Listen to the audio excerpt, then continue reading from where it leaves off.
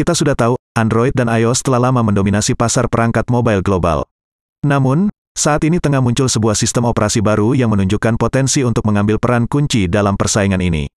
Bahkan digadang-gadang oleh para ahli barat yang memusuhinya sekalipun, sebagai sistem operasi yang akan menguasai pangsa pasar di masa depan. Kisah menarik terjadi dengan perusahaan Huawei, yang terjebak dalam perang dagang antara Amerika Serikat dan China.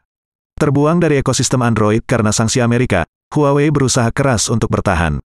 Kegigihan ini adalah cerminan dari upaya perusahaan dalam menghadapi tantangan besar, sekaligus menunjukkan betapa berarti ekosistem Android bagi para pemain di industri ini.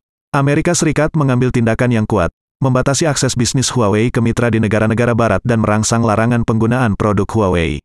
Amerika tampaknya menggunakan teknologi sebagai alat politik, menekankan kepentingan nasional di atas netralitas teknologi. Strategi ini mencakup pula penggunaan alat-alat finansial sebagai senjata untuk mencapai tujuan politiknya. Tantangan besar yang dihadapi Huawei termasuk aset yang dibekukan, isolasi dari mitra bisnis, dan denda besar. Namun, mereka mampu bangkit dengan fokus kuat pada teknologi 5G yang inovatif.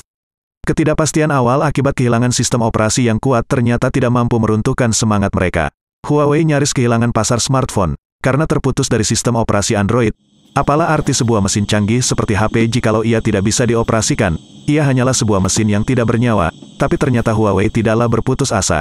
Kita masih punya mesin yang canggih, karena mereka melarang kita menggunakan sistem operasi perangkat lunak mereka, maka kita akan membuatnya, demikian kata bos Huawei pada waktu itu.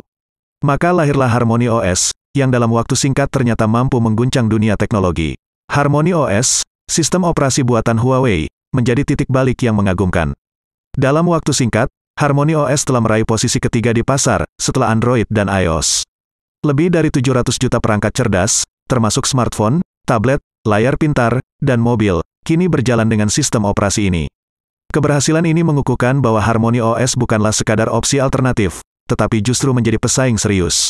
Melalui Harmony OS 4.0, Huawei menunjukkan inovasi dalam model bahasa berbasis kecerdasan buatan. Peluncuran yang cepat dan dukungan dari big data serta komputasi awan menegaskan kemampuan penelitian dan pengembangan perusahaan. Keterbatasan yang dihadapi akibat sanksi Amerika berhasil diatasi, dan peluncuran beta publik Harmony OS 4.0 menjadi langkah signifikan dalam perjalanan teknologi ini. Sebagai catatan penting, China memperlihatkan pendekatan yang unik. Kekuatan ekonominya tak hanya didukung oleh ideologi, tetapi juga oleh kebijakan politik yang tepat.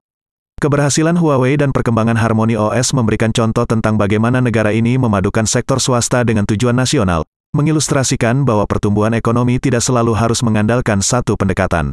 Kisah inspiratif perjuangan Huawei, setidaknya bisa kita jadikan contoh positif pada saat menghadapi masa-masa keterpurukan kita sendiri. Terima kasih untuk selalu bersama Edit Vlog Tema, sampai jumpa lagi di konten-konten kami berikutnya.